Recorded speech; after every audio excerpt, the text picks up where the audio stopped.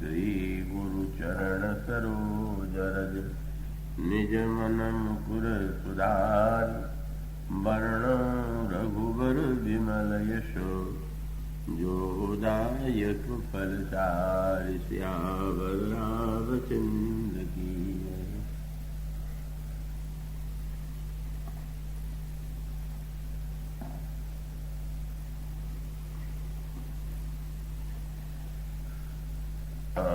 शरीर सुहाय सुहावना शोभा कोटि मनोजल जावन जावक जित पद कमल सुहाये मनि मन मधुप रहत जिन छाये पीत पुनीत मनोहर धोती करते बाल रवि दामिनी ज्योति कलकिंकिनी कटि सूत्र मनोहर बाहु विशाल विभूषण सुंदर पीत जनेऊ महाछवि देई करमुद्रिका चोरी चितलेई सोहत व्याह साज सब साजे पुर आयत पुर भूषण राजे पियर उपरना काखा सोती दुह आचरण लगे मणि मोती नयन कमल कल कुंडल काना बदन सकल सौंदर्य निधाना सुंदर भृगुटि मनोहर नासा भाल तिलक रुचिरता निवासा सोहत मोर मनोहर माथे मंगलमय मुकुटा मणि गाथे गाथे महामणि मोर मंजुल अंग सब चित चोरही पुर नारी सुर सुंदरी वरही बिलो की सब तिन तोरही मणि बसन भूषण वारी आरती करहि मंगल गावही सुर सुमन भरिषहि सूत मावद बंदि तुजस सुनावही कोहबरहि आने कुंवर कुंवरी सुवासिनी सुख पाई के अति प्रीति लौकिक रीति लागी करण मंगल गाय के लह कौरी गौरी सिखाव राम ही सिय संसार कहे हर निवास हास विलास रस बस जन्म को फल सब रहे निज पानी मनि मोह देखियति मूर्ति स्वरूप निधान की चालतिन भुजबल्ली विलोकनी विरह भय बस जानकी कौतुक विनोद प्रमोद प्रेम न जाई कही जानहि अली बर कुंवरी सुंदर सकल सखी लड़ाई जनवा सही चली तेहि समय सुनिय अतीत जह कह नभ नगर आनंद महा चिरजीव बुझोरी चारु छायो मुदित मन सब ही कहा योगेंद्र सिद्ध मुनि सदेव विलोकी प्रभु दुंदुभि हनि चले हरसि बरसि प्रसून निज निज लोक जय जय जय धनी सहित बधूटिन कुंवर सब तब आए पितुपास शोभा मंगल मोद भरी जन जनवास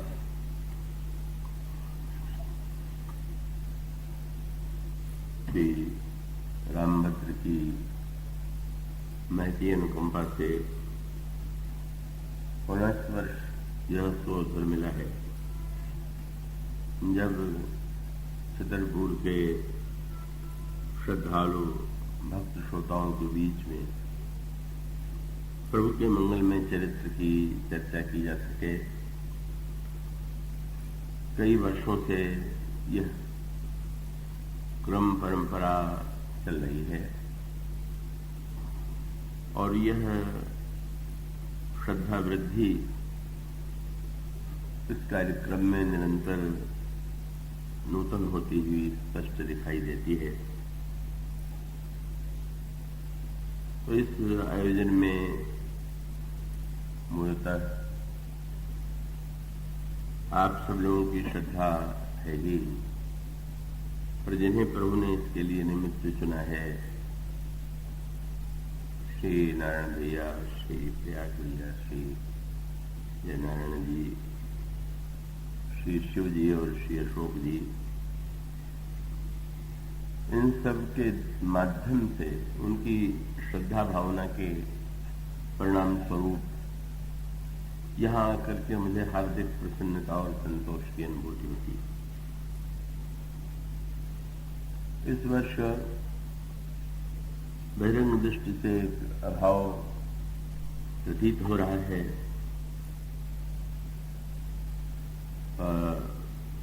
साकेत वासिनी श्यामाबाई जी आज हमारे बीच में नहीं है, जिन्होंने इतने श्रद्धालु पुत्रों को जन्म दिया है, जिनमें स्वयं बड़ी श्रद्धा भावना थी। तो वो नहीं है, पर उससे हम नहीं कैसे कहें। वस्तुतः वो तो यहाँ पर विद्यमान ही होंगी और उनकी कथा में जो प्रीति है, वो तो प्रभु के धाम में जो निवास करते हैं, वो अपनी भावना अपने सूक्ष्म शरीर के द्वारा ऐसे अवसरों पर विशेष आनंद लेते हैं। तो इसलिए वो बहिरंग दृष्टि से भले ही न हो, पर आंतरिक दृष्टि से तो वह यहाँ है ही। उनका स्मरण एक दिव्य भक्ति भावना और श्रद्धा के संदर्भ में मैं स्मरण करूंगा। कोई उसके लिए ये दुख का अवसर नहीं है, वो तो भगवान के धाम में जो नित्य निवास करते हैं वो तो परमानंदमय है, वंदनीय। अभी आपके सामने श्रीनिवास जी ने बड़े भावपूर्ण उद्गार प्रकट किए श्री रामचरितमानस के संदर्भ में मेरे संबंध में। तो वस्तुतः मैं तो एक सचमुच ऐसा यंत्र हूं कि जिसमें अपनी कोई विशेषता नहीं है। वह तो प्रभु की ही वाणी है जो इस यंत्र के माध्यम से आप तक पहुंचती। इसलिए कृतज्ञ तो हम सब प्रभु के प्रति ही है। और अभी आपके सामने जो पंक्तियां पढ़ी गई हैं, उसमें भगवान श्री राम के दूल्हा रूप का एक बड़ा ही मनोहारी चित्र है। और वो यह जो दूल्हा रूप है वो कितना आकर्षक है। और फिर उसके पश्चात वहां की जनकपुर वासिनी जो सुवासिनियां हैं, वो राजकुमारों को कोहबर में ले जाती हैं और वहां के दृश्य को वो स्वामी जी की पंक्तियों में प्रस्तुत किया। इस वर्ष इस परिवार में दो पवित्र मंगलमय कार्य संपन्न होने हैं विवाह के संबंध में ही। इसलिए इस मांगलिक अवसर पर विवाह प्रसंग के माध्यम से ही हम धन्यता और आशीर्वाद प्राप्त करें। इस उद्देश्य से इस वर्ष इस प्रसंग के प्रति मेरा स्वयं का आग्रह है। तो आइए, अब आपसे हम यदि सावधान रहने के लिए कहें तो सही नहीं होगा। इतने वर्षों से हम दोनों एकत्र होते रहे और इस बार बहुत अच्छा किया गया, थोड़ा सा ऊंचाई कम कर दी गई। और कम कर देने का आग्रह मेरा ही था। जब वक्ता बहुत ऊंचा हो जाएगा तो श्रोता थोड़ा बहुत नीचे दिखाई देगा। तो आप हमारे बहुत पास पहुंच गए हैं, तो ये और अच्छी बात है। और ऊपर से आपके ऊपर शीत का भी इस बार प्रबंध कर दिया गया है, तो मुझे आशा है कि आप पूरे मनोयोग से, प्रसन्नता से, एकाग्र मन से उसे सुन सकें। विवाह बड़ा मंगलमय पर्व है। तो व्यक्ति के जीवन में जो अनेक संस्कार हैं, उनमें विवाह का संस्कार सचमुच अद्भुत है, और उसे अद्वितीय कहें तो भी कोई अतिशयोक्ति नहीं होगी। और यह जो संसार में विवाह संपन्न होते हैं, वे भी बड़े महत्वपूर्ण हैं। किंतु भगवान श्री राम जब अवतरित होते हैं और जनक नंदिनी सीता से उनका विवाह संपन्न होता है, तो उस विवाह का वास्तविक तात्पर्य क्या है, उद्देश्य क्या है, उसके पीछे क्या रहस्य है, इस पर एक दृष्टि डालने की चेष्टा की जाएगी। तो गोस्वामी जी ने इस अभी जो पंक्तियां पढ़ी गई हैं, उसमें कुछ शब्द लिखे हैं। तो एक पंक्ति में तो शब्द है, कौतुक विनोद प्रमोद प्रेम न जाई कही जानहि अली। कौतुक, विनोद, प्रमोद और प्रेम, ये शब्द है, 4 शब्द। और उसके पश्चात इसी छंद में एक पंक्ति है जिसमें गोस्वामी जी कहते हैं कि रनिवास हास विलास रस बस। समस्त रनिवास जो है हास, विलास और रस में डूबा हुआ है, और उसमें प्रत्येक को अनुभूति हो रही है, जन्म को फल सब है। सबको ऐसा प्रतीत हो रहा है कि जन्म का जो उद्देश्य था आज पूरा हो गया। तो इन शब्दों पर दृष्टि डालें। का विवाह तो कौतुक का पर्व है। प्रत्येक विवाह में बड़ा कौतुकपूर्ण दृश्य होता है। उसमें हास्य के दृश्य होते हैं, कौतुक के दृश्य होते हैं, और उस दृश्य को देख करके प्रत्येक व्यक्ति आनंदित होता है, प्रसन्न होता है। और उस कौतुक की वृद्धि के लिए आप देखेंगे विवाहों में बड़े विनोद का वातावरण रहता है। वर पक्ष और कन्या पक्ष के लोग परस्पर विनोद करते हैं, व्यंग करते हैं। तो कौतुक और विनोद जो है वो प्रत्येक विवाह में दृष्टिगोचर होता है। किंतु कौतुक और विनोद के साथ साथ जो अगला शब्द गोस्वामी जी कहते हैं प्रमोद, तो वो एक बड़े महत्व का सूत्र है। तो कौतुक और विनोद के बाद आपने स्वयं भी कभी कभी देखा होगा कि जैसे आप लोग बैठे हुए विवाह के प्रसंग में नहीं, कहीं अन्यत्र बातचीत कर रहे हो और हंसने हंसाने का वातावरण, चारों ओर हंसी के फव्वारे छूट रहे हो, पर आप अचानक आपने देखा होगा कि थोड़ी देर बाद फिर कुछ चुप से हो जाते हैं, मौन से हो जाते हैं। ऐसा लगता है कि जैसे हंसते हंसते भी व्यक्ति थक गया, हंसते हंसते भी व्यक्ति वस्तुतः चुप हो जाता है। और कभी कभी इसका प्रतिकूल दृश्य भी दिखाई देता है। वो विवाहों में भी दिखाई देता है और अन्यत्र भी दिखाई देता है कि कौतुक और विनोद के बाद कभी कभी वो विनोद जो है ऐसा रूप ग्रहण कर लेता है जो बड़ा दुखदायी होता है।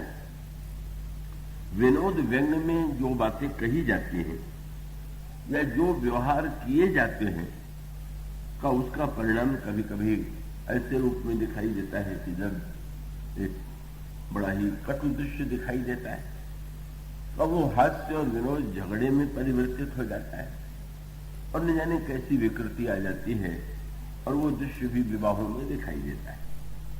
ये कौतुक और विनोद होते होते अचानक व्यक्ति जो है वहीं से विनोद के पश्चात ऐसी स्थिति में पहुंच जाता है जो अत्यंत दुखदायी होता है। और इसीलिए वो प्रसिद्ध ग्रामीण कहावत मैं नहीं जानता यहाँ है कि नहीं इस क्षेत्र में, पर वो प्रसिद्ध कहावत है कि भाई रोग की जड़ खांसी और झगड़े की जड़ हाँसी। रोगों की जड़ खांसी है, खांसी से व्यक्ति सोचता है साधारण सी वस्तु है, पर न जाने कितने बड़े रोग उत्पन्न हो जाते हैं। और हंसी हंसी में कभी कभी झगड़ा हो जाता है, लोग लड़ पड़ते हैं। तो अब आवश्यकता इस बात की है कि ये कौतुक और विनोद जो है वो केवल जीवन में क्षणिक न हो,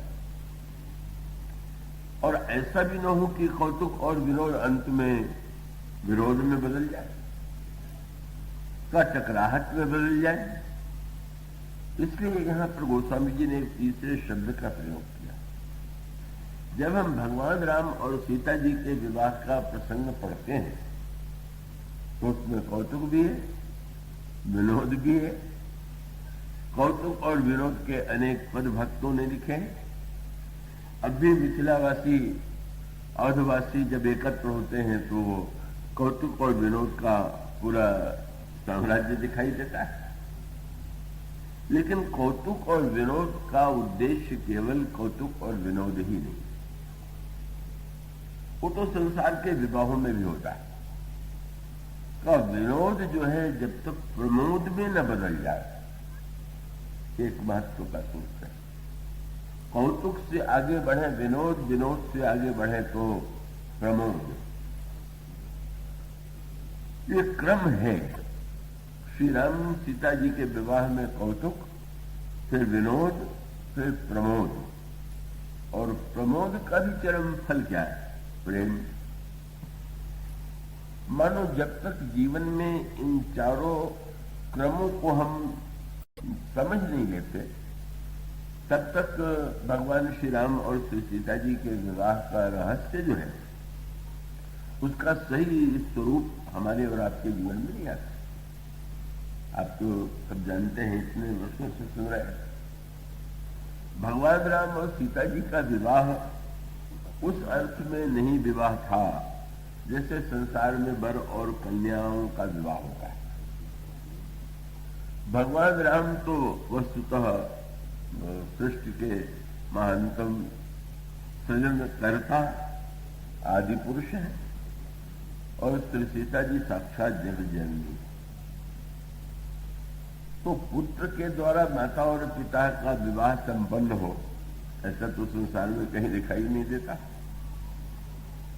लेकिन ये जो विवाह श्री सीता जी और श्री राम का हुआ, तो इस विवाह के पीछे कुछ उद्देश्य थे, और इसीलिए आपके सामने ये बात बता दी गोस्वामी जी ने कि महाराज श्री जनक के घर में जब उनका प्राकट्य होता है तो उससे बहुत पहले जब महाराज मनु ने साधना की और वो भगवान श्री राम के दर्शन की उत्कट आकांक्षा उनके हृदय में थी।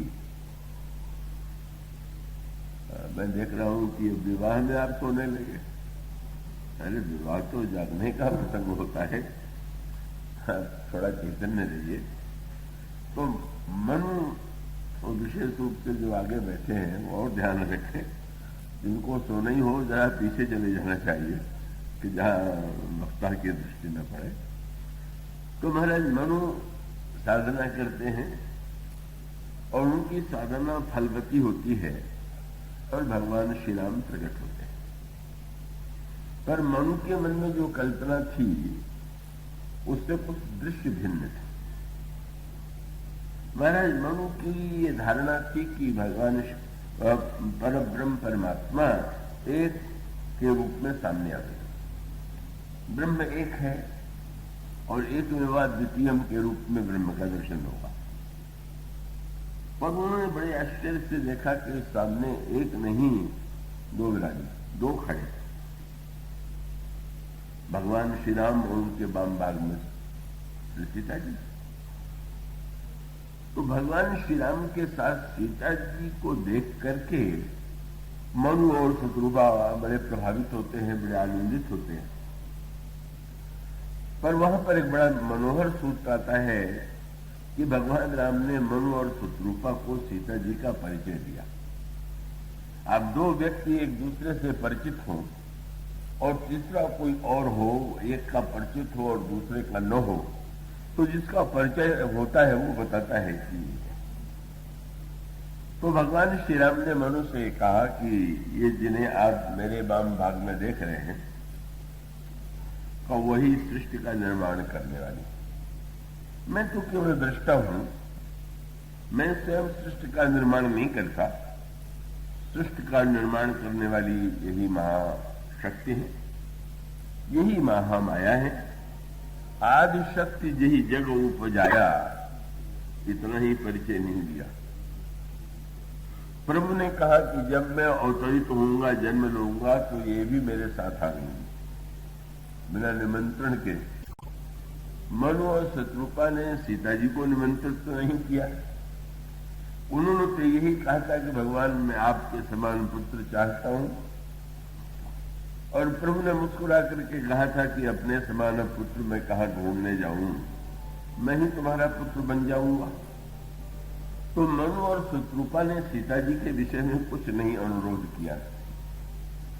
अब आपको कोई निमंत्रण दे तो आप अकेले ही आएंगे, भाई मुझे ही केवल निमंत्रण मिला है। कब बिना निमंत्रण के किसी को ले जाना तो उपयुक्त नहीं माना जाता है। पर प्रभु ने बड़ी अनोखी बात कही। प्रभु ने कहा कि जब मैं अवतार दूंगा तो ये भी आएंगी। प्रभु का उद्देश्य क्या था? मनु और शत्रुघ्न ने निमंत्रण नहीं दिया और प्रभु बिना निमंत्रण के ही श्री सीता जी से के आने की बात घोषित कर रहे हैं। पर प्रभु का दृष्टिकोण बड़ा विनोद भी था, विनोद भरा भी था और तात्विक भी। प्रभु का तात्पर्य यह है कि अब समस्या ये है कि आपने मुझसे मुक्ति की याचना तो की नहीं है। अब आप ये चाहते हैं कि मैं पुत्र बनूं, तो मैं पुत्र बनूंगा। पर मैं जानता हूं कि भविष्य में आपके सामने एक प्रश्न तब आएगा जब पुत्र के रूप में जन्म लेने के पश्चात मेरी अवस्था आगे बढ़ेगी, और जब मेरे विवाह का कि उस समय ऐसी किशोरावस्था आ जाएगी, तब आप दोनों को चिंता हो जाएगी कि हमारे पुत्र के समान पुत्र वधू कहां मिले। तो मैं जानता हूं कि मेरे समान पुत्र वधू संसार में तो होगी नहीं, मैं इन्हीं को ले करके आ जाऊंगा। इसलिए आप लोगों को खोजने का कोई परिश्रम नहीं करना पड़ेगा कि भविष्य की चिंता से भी आप मुक्त रहिए। इसलिए प्रभु ने बिना निमंत्रण के ही ये कह दिया कि मैं आऊंगा और साथ साथ आऊंगी, और इसी का बदला भी प्रभु को चुकाना पड़ा।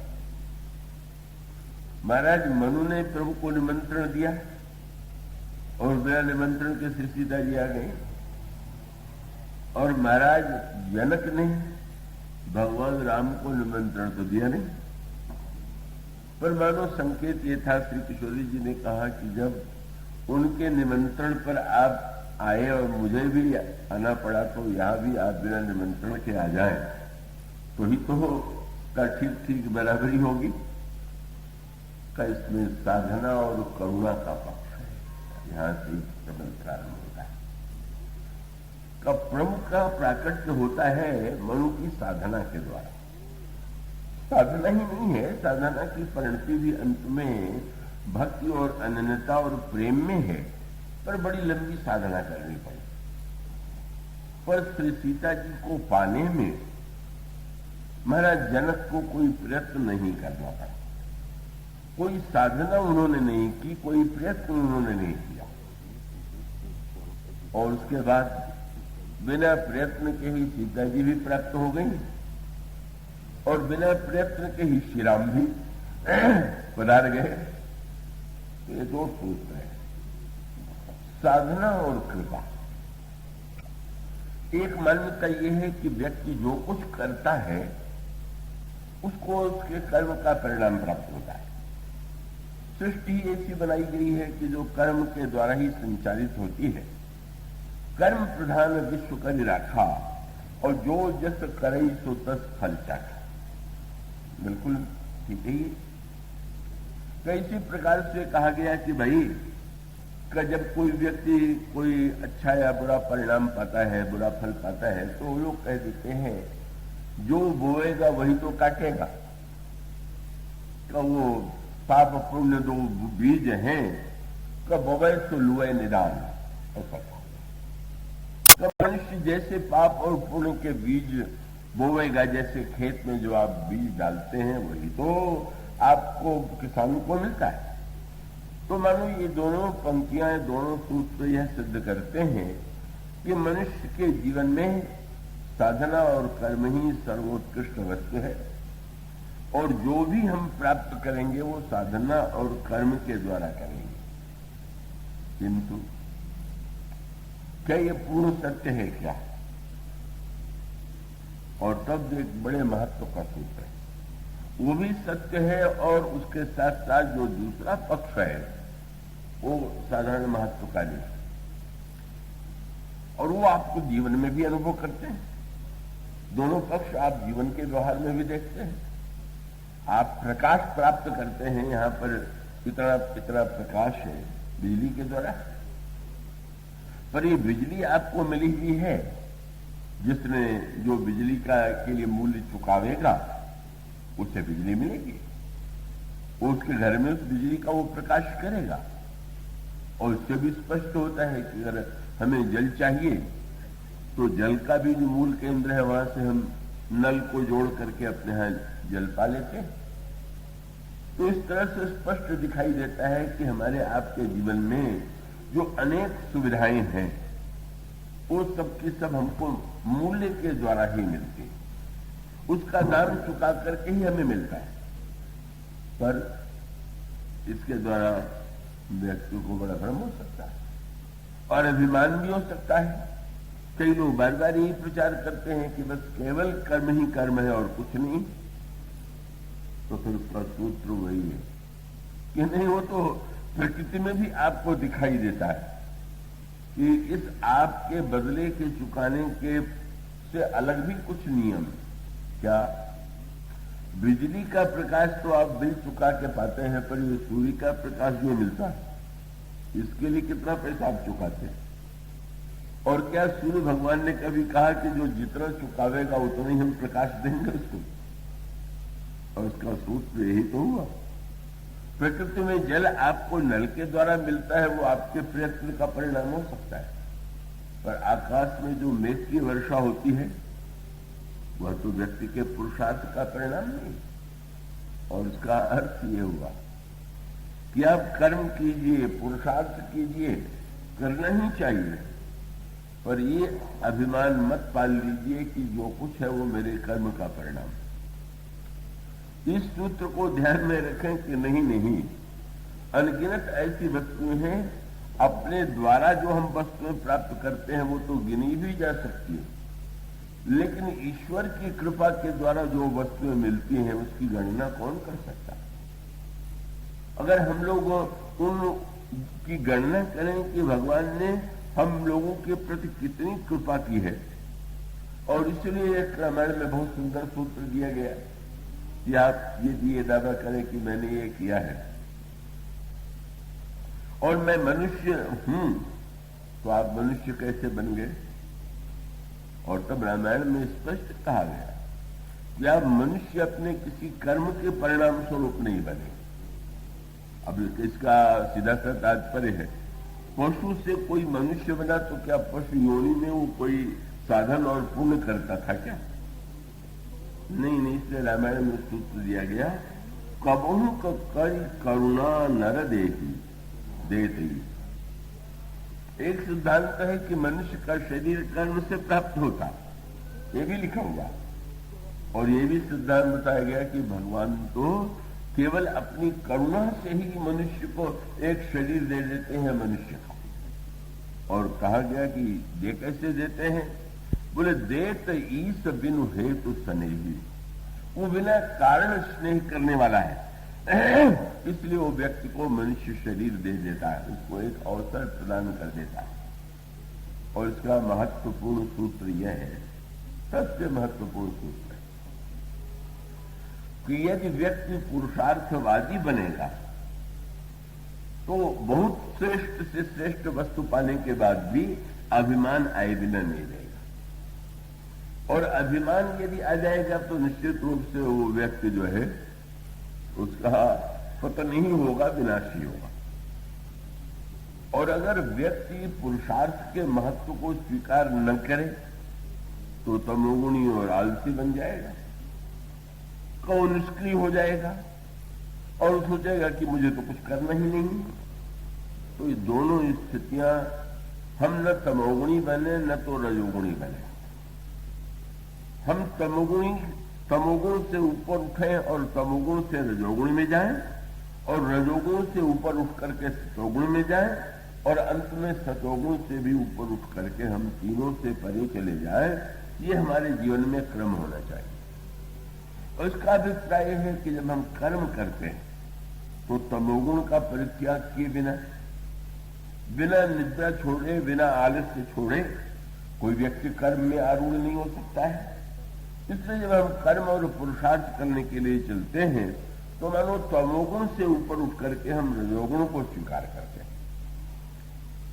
और किंतु श्रमों, इसीलिए ये नहीं कि प्रारंभ में कह दिया जाए कि तुम अभिमान का त्याग करो।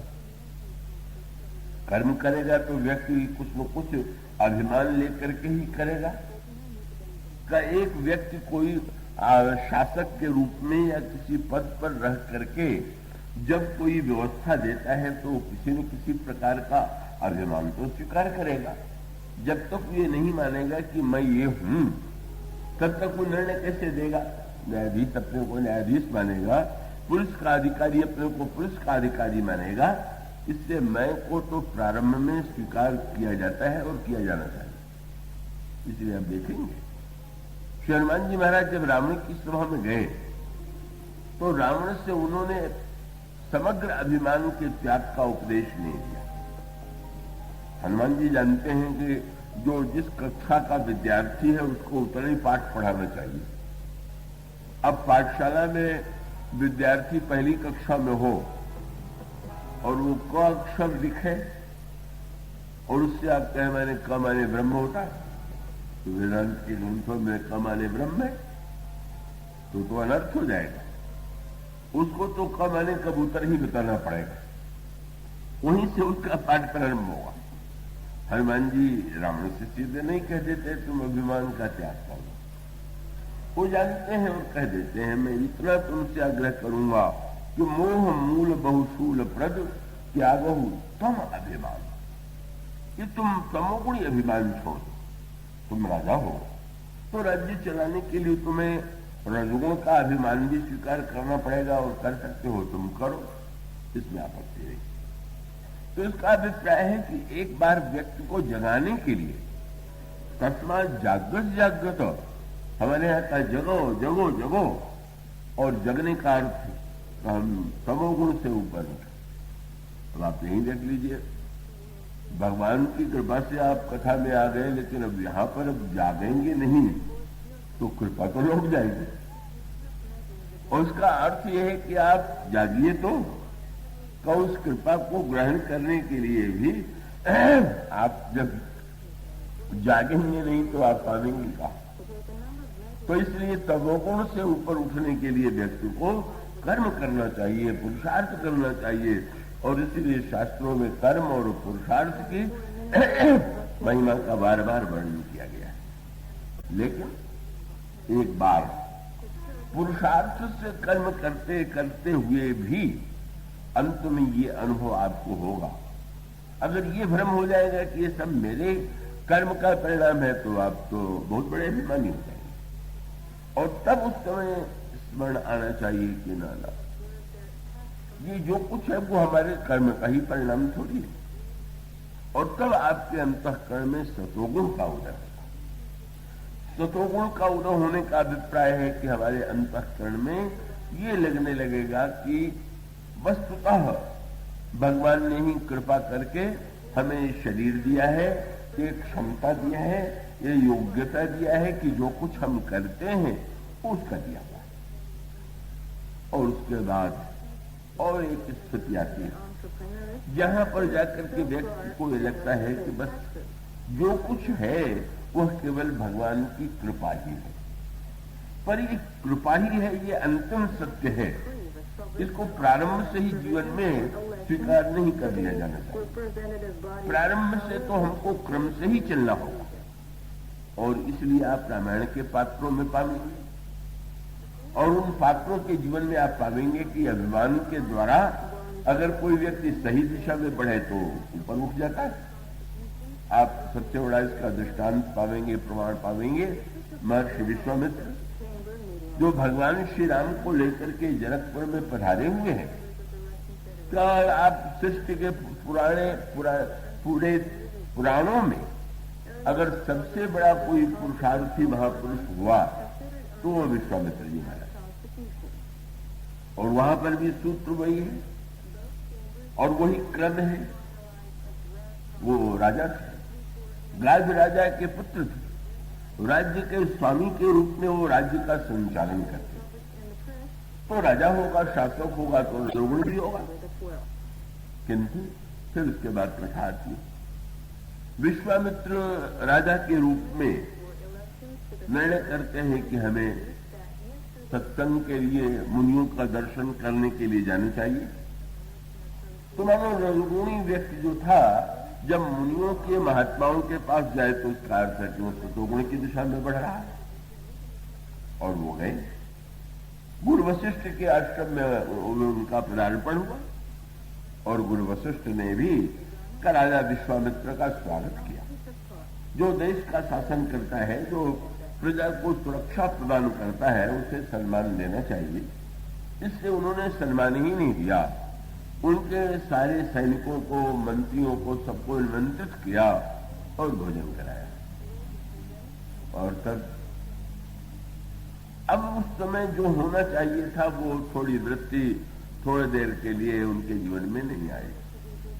अब रामचरितमानस में पाते हैं, जिसमें श्री भरत चित्रकूट की ओर जा रहे थे, महर्षि भरद्वाज ने निमंत्रण दे दिया श्री भरत जी को कि आप रात को यहां पर विश्राम करें। और महर्षि विश्वामित्र के उस समय जो निमंत्रण दिया महर्षि भरद्वाज ने, श्री भरत ने उस निमंत्रण को स्वीकार कर दिया। निमंत्रण देते समय उनको पूरा विश्वास नहीं था कि निमंत्रण स्वीकार करेंगे। कभी कभी बड़ी समस्या आ जाती है कि आप ये सोच करके कि निमंत्रण शायद नहीं स्वीकार करेंगे और भोजन के लिए निमंत्रण दे दें, और आपने कोई प्रबंध न किया हो तो आप और कहीं सामने वाला हाँ कर दे। आपने कल्पना कर लिया कि वो तो नहीं कर ही देंगे, तो फिर आप संकट का अनुभव करेंगे। लगता है कि महर्षि भरद्वाज को भी कुछ ऐसे विश्वास था कि निमंत्रण स्वीकार नहीं करेंगे, लेकिन ऐसा हुआ नहीं। श्री भरत की तो जीवन शैली ही, उनका चरित्र ही वो सारी परंपराओं से अलग हट करके सर्वत्र उनको समझ पाना इसलिए बड़ा कठिन होता है कि वो जैसे लोक की मान्यता है, लोक की कल्पना है, श्री भरत जी का आचरण उससे भिन्न होता है और वो सर्वत्र दिखाई देता है। अब पिताजी की आज्ञा से राज्य लेने की बात, गुरु की आज्ञा, माता की आज्ञा, प्रत्येक व्यक्ति यही मानेगा कि ये तो माननीय, पर उसे अस्वीकार कर देते हैं तो वहां तो आज्ञा पालक नहीं दिखाई दे। और महर्षि भरद्वाज ने निमंत्रण दिया तो तुरंत आज्ञा मान लेते। उस विषय में हम उस प्रसंग को अधिक नहीं छुएंगे, वो अलग दिशा में बात चली जाएगी। लेकिन श्री भरत ने भरद्वाज जी की बात को, निमंत्रण को स्वीकार कर दिया, और स्वीकार करने के पीछे एक विशेष प्रकार का भाव, और वो भाव उनके हृदय में उदित इसलिए हुआ कि जो आज्ञा दे रहे थे अयोध्या में रुक जाने के लिए, गुरु वशिष्ठ ने भी कहा कि यही कहा कि भरत तुम 14 वर्ष राज्य चलाओ और जब राम लौट करके आवे तो तुम राज्य दे देना। तो मानो वो जो आज्ञाएं थी उनको भगवान की ओर बढ़ने से रोक रही है। और उनके साथ इतना बड़ा समाज है और सत्कार भी ऐसे होना चाहिए कि जस पूजा चाहिए, जस देवता, जैसा देवता हो उसकी वैसी पूजा होनी चाहिए। जब सारा राज समाज जा रहा है, मंत्री और सेनापति जा रहे हैं और उनको हम कंदमूल फल परोस दें, तो कंदमूल फल भी इतना हम कहां एकत्र करें, कहां से मंगावे, और फिर इनको कंदमूल फल अर्पित करना ये तो कोई उचित स्वागत नहीं। बस वो चिंता कर ही रहे थे कि समस्त रिद्धि सिद्धियां स्वयं भरद्वाज जी के सामने आके खड़ी हो गई और कहने लगी, सुनि रिधि सीधी अनिमादिक आई और आए सो होई सो करो गोसाई। महाराज जी आप आज्ञा दीजिए। भरद्वाज जी ने सिद्धियों से यही कि आप लोग ऐसा प्रबंध कर दीजिए कि पहुनाई करी हरहु श्रम कहा मुझ तो मुदिराज। ओह बड़ा अच्छा। सिद्धियों को लगा कि इससे बढ़कर के धन्यता क्या होगी कि मुनियों के जीवन में तो मेरा आगमन विघ्न के लिए एक कारण बनता है, पर भरत प्रभु के पथ में जा रहे हैं और महर्षि ने आज्ञा दिया ऐसी सेवा करो कि इनका श्रम दूर हो जाए। और उस समय इतना चमत्कार रिद्धि सिद्धियों के द्वारा मुनि भरद्वाज के संकल्प से हुआ कि गोस्वामी जी ने लिखा कि ऐसा अद्भुत विधि विस्मय दायक विभव मुनिवर तपबल की, ऐसा दिव्य वैभव, तो ऐसा दिव्य कोई ऐसी भोग सामग्री ही नहीं थी। अयोध्या वासियों ने भी जिसका अनुभव नहीं किया था, देखा नहीं था, वैसा उनका स्वागत पर राजा विश्वामित्र के स्वागत में और भरत के स्वागत में वहां पर वशिष्ठ जी ने स्वागत किया था राजा विश्वामित्र का, और यहां पर महर्षि भारद्वाज ने श्री भरत का स्वागत किया, पर विश्वामित्र उसका वह अर्थ नहीं ले पाए जो अर्थ श्री भरत ने लिया। गोस्वामी ने लिखा जितने अयोध्यावासी थे वो चकित होकर के देखने लगे, अद्भुत भोग सामग्रियों को देखने लगे, पर जब श्री भरत जी ने देखा तो उनमें उनको क्या दिखाई पड़ा? भाई भोग की सामग्री को देख करके भोगने का मन तो प्रत्येक व्यक्ति का हो सकता है। यह भोग सामग्री देख करके हमारे जीवन में उन्हीं वस्तुओं को पाने की इच्छा भी बहुतों के मन हो सकती है, जैसा कि विश्वामित्र जी के जीवन में, राजा विश्वामित्र के जीवन में दिखाई पड़ता है। लेकिन श्री भरत सोचने लगे, क्या उन्होंने बस दृष्टि चाहिए, बोले मुनि प्रभाव। जब भरत विलोका सब लघु लगे लोकपति लोका, श्री भरत जी ने क्या अर्थ किया लिया? देखिए भोग को देख करके भोग की श्रेष्ठता तो प्रत्येक को दिखाई देती है, पर भरत जी को तपस्या की श्रेष्ठता दिखाई दी। तो उनको ये लगने लगा कि ये जो कुछ हुआ है महर्षि के तपस्या के प्रभाव से ही तो हुआ, और साथ साथ उन्होंने ये भी अर्थ लिया कि तपस्या से तो हुआ है, पर महर्षि ने अपने लिए भोग नहीं चुना, और इसका अर्थ है कि वो भी जानते हैं कि भोग से तपस्या ही करें। जब उनमें इतनी शक्ति है तो अपने यहां भी नाना प्रकार के भोग की सामग्री का उपभोग कर सकते थे। मानो श्री भरत के मन में उससे तप और त्याग के प्रति श्रद्धा उत्पन्न हुई कि महर्षि अगर इन भोगों को आवश्यक मानते तो अपने जीवन में क्यों न स्वीकार करते। उल्लू गाथा आपने सुनी होगी, कोई दरिद्र थे, आत्महत्या करने पर तो गए वृंदावन में, परिवार का हम पालन पोषण नहीं कर सकते, इतना अभाव है तो जी करके क्या करेंगे। किसी ने कहा कि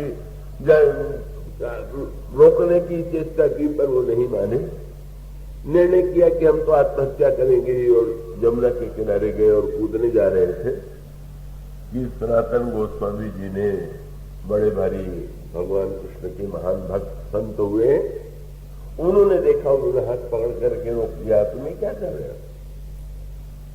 महाराज क्या करेंगे जी करके? हम इतनी दरिद्रता में जीवित रहे तो क्या जीवन की सार्थकता? तो ने कहा अच्छा नहीं है, आत्महत्या मत करो, मेरे पास पारस पत्थर है, मैं दे दूंगा, तुम लोहे को सोना बना लेना, तुम्हारी दरिद्रता मिट जाएगी। उसको विश्वास तो नहीं हुआ कि जो एक लंगोटी वाला कहे कि पारस पत्थर है, तो फिर भी कह रहे हैं तो एक बार देख लेने में क्या हाल है। कहा महाराज कहाँ है? तो देखा तो उन्होंने पूरा करकट का ढेर लगा हुआ था, तो उसको दिखा करके सनातन गोस्वामी ने कहा कि वो पड़ा हुआ। और आश्चर्य, पहले तो कह रहे पारस पत्थर फेंका हुआ कूड़े में, तो तुम उठा तो लो। सनातन जी ने कहा उठा दिया, उठा करके परीक्षा के लिए कहीं से लोहे का एक वो लिया, बुलाया तो तुरंत सोना हो गया, नाचने लगा। अरे हम तो, हमारी तो दरिद्रता दूर हो गई, कितनी बड़ी वस्तु मिल गई।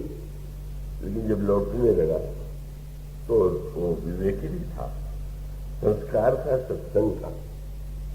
वो सोचने लगा कि जिस पारस को पा करके मैं नाच रहा हूं, आनंद में इतना उन्मत्त हो रहा हूं, लेकिन जिस व्यक्ति के पारस था ये था और उसने कूड़े में फेंक रखा था, तो पता नहीं उसके पास और क्या होगा कि जिसने ये पारस को भी कूड़ा समझ लिया।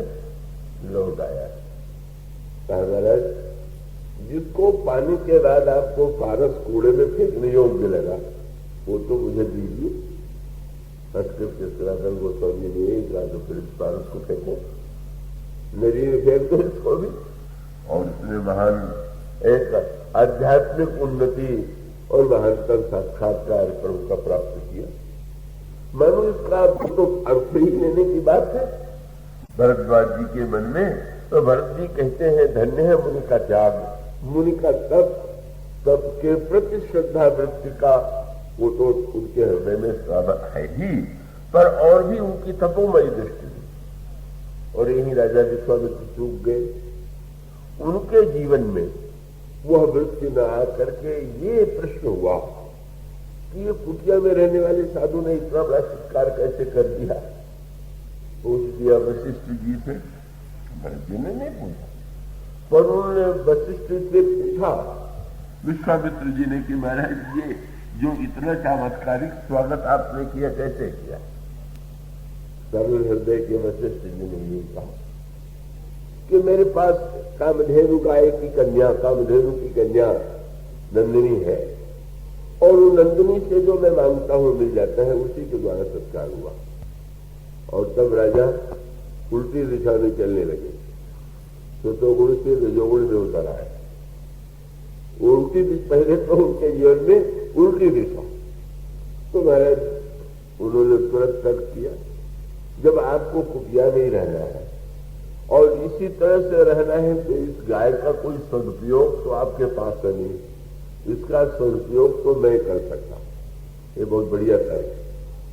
दूसरे से वस्तु लेना हो तो ऊंचा सिद्धांत भी बनाया जा सकता है। इस व्यर्थ की वस्तु का हम सदुपयोग करेंगे, आपके यहाँ क्या उपयोग है जब आपको केवल यज्ञ के लिए दही दूध घी ये चाहिए, तो मैं इस गाय के बदले में 1000 गाय भेज दूंगा, ये गाय मुझे दे दीजिए। मानो फिर सतोगुण से रजोगुण में लोभ की वृत्ति आ गई, और लोभ की वृत्ति आने के बाद वशिष्ठ जी ने कहा कि ना, ये तो संभव नहीं, ये तो नंदिनी तो केवल इस आश्रम में ही रहने के लिए, मुनियों के आश्रम में ही रह सकती है, ये तो किसी राजा के यहां नहीं जा सकती। और तब तमोगुण पर उतर आए, नीचे नीचे गिरते गए, नीचे की ओर। अगर आप सीधे नहीं लेंगे तो हमको बल प्रयोग करना पड़ेगा, और बल प्रयोग करने की उन्होंने चेष्टा की, छीनने की चेष्टा किया, पर वो नंदिनी के हुंकार के सामने इतने योद्धा जन्म लेते हैं कि विश्वामित्र परास्त हो जाते हैं, निराश होकर के लौट जाते हैं।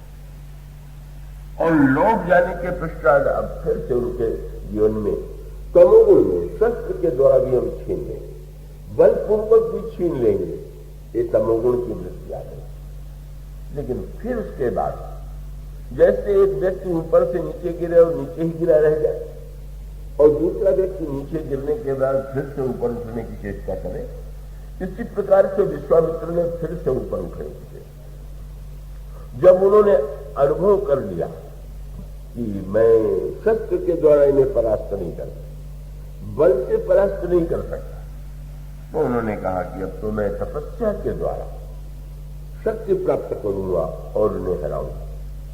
रजोगुण में फिर से तमोगुण से रजोगुण में आ गया, तपस्या किया, तपस्या से भी शस्त्र ही प्राप्त किया और फिर एक बार विश्वामित्र को हराने की चेष्टा किया, वशिष्ठ को हराने की चेष्टा उन्होंने किया, पर वो वशिष्ठ जी के ब्रह्मदंड के सामने वो प्रयास में व्यर्थ चला गया।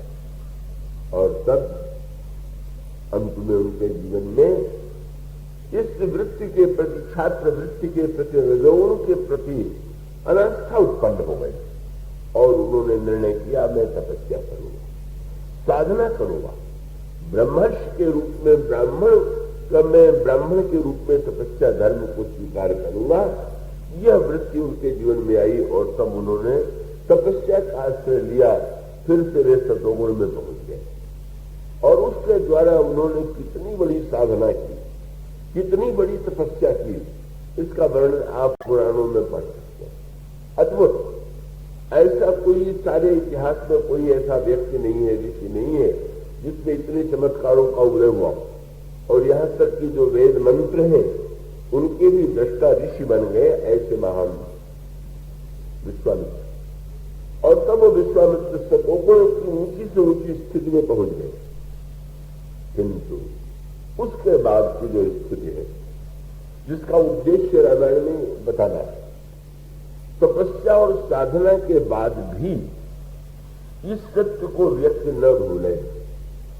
हम और आप अगर कोई तपस्या कर भी लें तो क्या तपस्या करने की क्षमता जो आपको या हमें मिलती है वो हमारे पुरुषार्थ का ही परिणाम है क्या? और ये व्यक्ति के जीवन में जब इस सत्य की अनुभूति हो जाए कि हम जो कुछ करते हैं वह तो केवल ईश्वर की ही करुणा है, ईश्वर की ही कृपा है। और उस कृपा का संदर्भ, इस संदर्भ में मानो दोनों पक्ष जीवन में आवे, इसलिए ईश्वर ने अपना दो रूप बनाया, भगवान राम के रूप में और श्री सीता जी के रूप में। भगवान राम के रूप में वो जो धर्म, सत्य, पुरुषार्थ, मर्यादा का दिव्य रूप प्रस्तुत करते हैं, तो श्री सीता जी के रूप में करुणा के द्वारा कृपा का जो पक्ष है वो उसे प्रकट करते हैं। और यो भी जीवन का भी सत्य है। पिता जो है वो पुरुषार्थ की ओर प्रेरणा कर प्रेरित करता है पुत्र को, और मां तो मां ही होती है। मां को तो दिन भर पुरुषार्थ करके पुत्र आवे तो पुत्र से वो ये नहीं पूछेगी कि तुमने आज क्या क्या क्या कितनी उन्नति की, वो तो यही कहेगी कि भूख लगी होगी, पहले भोजन करो। तो जो मां का वात्सल्य है, करुणा में पक्ष है, मानो प्रारंभ में ही दो रूपों में आकर के दोनों ने पुरुषार्थ और साधना की चरम प्रगति के रूप में भगवान राम पधारे, पर बिना निमंत्रण के सीता जी आई। मानो प्रभु ये बताना चाहते हैं कि न इस तुम अपनी साधना और पुरुषार्थ को महत्व दे करके अभिमानी न बन जाना। कितनी करुणामयी है कि मेरे साथ साथ बिना निमंत्रण के आ ही नहीं गई। जब मैं जन्म लूंगा तो मेरे साथ ये भी आ गई। और सच में आई भी तो जनक जी को जैसे मिली वहां पर भी कितना सुंदर सूत्र है। कहा जा रहा है, कहा जाता है वर्षा नहीं हो रही थी तो राजा हल चलावे, ऐसी परंपरा थी। महाराज जनक हल चलाने लगे और उसी हल के नोक से अचानक एक दिव्य कन्या वहां पर पृथ्वी में दिखाई दे गई। वहां पर भी सूत्र आपने महत्वपूर्ण ध्यान दिया। हल चलाने के साथ नियम तो वही है, किसान बीज डालता है, जो बीज डालता है वो उसको फल के रूप में मिलता है, लेकिन वो सत्य तो नहीं है। देखिए पृथ्वी में जो आप बोते हो भी मिलता है, लेकिन व्यक्ति ये भी जानता है कि जो हम बोएंगे वो भी मिलेगा। और उससे जो गहरी समझ वाले होते हैं कहते कि हाँ मैंने जो डाला वो तो मिलेगा, पर जो उनके पास पहले से है वो भी तो खोज की जा सकती। तो आप लोग तो हीरे पन्ने के पास के निवासी हैं, क्या हीरा भी कोई बोया जाता है क्या? मोती बोया जाता है, हीरा बोया जाता है, सोना बोया जाता है क्या? और इसका अर्थ है कि वो तो लोग बोया जाता है। वो तो पृथ्वी में पहले से ही तांबा भी है, चांदी भी है, सोना भी है, हीरा भी है, नाना प्रकार के रत्न भी है। मानो सूत्र यह है कि पृथ्वी से आप वो भी पा सकते हैं जो आप डालेंगे, और पृथ्वी से अगर आप वो भी पा सकते हैं, पर उसमें अंतर इतना नहीं है कि पृथ्वी से वह पाने के लिए जरा गहरे उतरना होगा। पृथ्वी में ऊपर आप बीज डालेंगे, वो एक सत्य है। यही कृपा का सत्य है, यही करुणा का पक्ष है कि वस्तुतः श्री सीता जी मानो स्पष्ट कर देती हैं कि मैं तो यही हूं, और तुम कोई सांसारिक वस्तु नहीं पाना चाहते थे। तो अंतर तो यही है ना, भगवान दो तरह से देते हैं, या तो कोई मांगने वाला चतुर हो, तब सब लोग को चतुर नहीं होते मांगने में। रावण मांगने में चतुर नहीं था, कुंभकर्ण मांगने में चतुर नहीं था, इसलिए शंकर जी और ब्रह्मा भी आए तो भी वो तो सही वस्तु नहीं मांग पाए। तो चतुर हो, जैसे काकभूषण जी से भगवान ने कहा मैं परम प्रसन्न हूं, जो चाहे वो मांग लो। तो उन्होंने ये कहा कि महाराज अणिमाधिक रिधि अपर सिद्धि मोक्ष प्रभु मोहि दीन सकल, प्रभु मोहि देन सकल सुख कही, पर भगति अपनी देन न कही। नाम गिना दिए सारी वस्तुओं का, भक्ति का नाम नहीं दिया।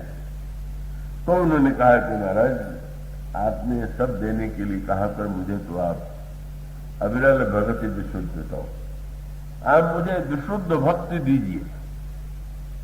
और तो भगवान को हंस के कहना पड़ा, मेरे बड़े चतुर निकले। अरे कौआ तू तो बड़ा सयाना कौआ निकला, सुन बायस तय परम सयाना, काहे न मांगत यश बरदाना। कितनी सुंदर बात उन्होंने की, शब्द कितना सुंदर चुना। आप सोने का गहना खरीदने जाए तो आप जेब में पैसा जितना लेके गए होंगे वैसा गहना आपको मिलेगा, उसकी तो एक सीमा होगी। पर किसी को अगर सोने की खान ही मिल जाए तो फिर क्या कहना। तो भगवान ने कहा कि तुम इतने चतुर निकले कि तुमने वस्तु नहीं मांगी, सुख नहीं मांगा। क्या मांगा? बोले सब सुख खानी भगत से मांगी। कहने के लिए तो तुमने कुछ नहीं मांगा, पर खान लो तुमने मांग लिया।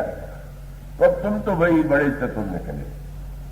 और या तो मांगने में भुसुंडी की तरह चतुर मांगने वाला, और मांगने की दूसरी एक कला और है जिसका परिचय सुतीक्ष्ण जी के चरित्र में मिला।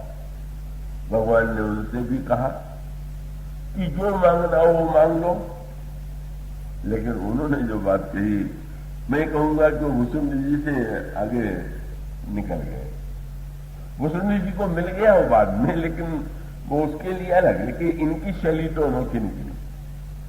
जब उन्होंने कहा कि जो तुम्हें चाहिए वो मांग लो, तो तुरंत उन्होंने कहा महाराज मुनि कहा मैं बर कबहू न जाचा, और कबो समझ न परे झूठ कहा। महाराज जो लोग मांगते रहते हैं उनको लगता है क्या मांगना चाहिए क्या नहीं। आज तक तो मैंने किसी से मांगा नहीं, और ये समझ में नहीं आता है कि ये जो वस्तु है उसमें क्या सत्य है और क्या झूठ है। इसलिए मैं कुछ नहीं जानता, मांगना भी नहीं जानता। अब जब आपको जो अच्छा लगे दे दीजिए। और आप देखेंगे कि भगवान ने, जब किसी ने भगवान पर छोड़ दिया कि मैं आपके पास जो हो दीजिए, मुझसे मत पूछिए कि तुम्हें क्या चाहिए, आप बताइए कि आपके पास क्या है। तो भगवान ने तो विरल भगति, वो पहले जो भुसुंडी जी को घुमा फिरा के मिला, भव्य विज्ञाना हो सकल ज्ञान गुण ज्ञान निधाना, ज्ञान भक्ति वैराग्य सब दे डाला। उसका अभिप्राय ये है कि जब कोई व्यक्ति साधना के द्वारा पाता है तो मूल्य चुका के पाता है। और वो जब भगवान से ये कहता है कि महाराज आपके पास जो हो वो आप दे दीजिए, मेरे पास तो मूल्य चुकाने के लिए है नहीं, तो भगवान को बाध्य होकर के का फिर वो तो जो सर्वोत्कृष्ट वो वस्तु है वही दे देना उनका स्वभाव है, वही उनकी करुणा का पक्ष है जिसका अनुभव सुतीक्ष्ण जी को हुआ। तो मानो जनक जी के प्रसंग में वही करुणा का पक्ष है कि जहां पर उन्होंने कोई याचना नहीं की, कोई मांग नहीं की। मनु ने तो मांगने की चतुराई का परिचय दिया था, दशरथ जी ने भी मांगा था, पर धन्य है महाराज जनक जिन्होंने हल चलाते हुए सहज रूप से उन्हें पा लिया। और इस तरह से यह जो आदि पुरुष महाशक्ति श्री सीता और साक्षात प्रभु, प्रारंभ में ही वो तो सचमुच उनका विवाह क्या, वो तो सृष्टि का भगवान कह ही चुके हैं कि ये मेरा सारे संसार का निर्माण करने वाली। किंतु जब उन्होंने अवतार लेने का निर्णय किया तो अवतार लेने का उद्देश्य क्या है, उन्होंने सिखाया विवाह का क्या अर्थ है, विवाह का क्या उद्देश्य है, विवाह की क्या मर्यादाएं हैं, विवाह का चरम उत्कर्ष क्या है, विवाह के परमानंद होने का उपाय क्या है, उसका सामाजिक पक्ष भी प्रभु ने और श्री सीता जी ने अपने चरित्र के द्वारा प्रकट किया, और उसका जो आध्यात्मिक पक्ष है, जो उसका जन्म को फल सबल है, वो दोनों पक्ष इस प्रसंग में हैं। तो अगले दिनों में इन दोनों पर दृष्टि डालने की चेष्टा की जाएगी। आज बोलिए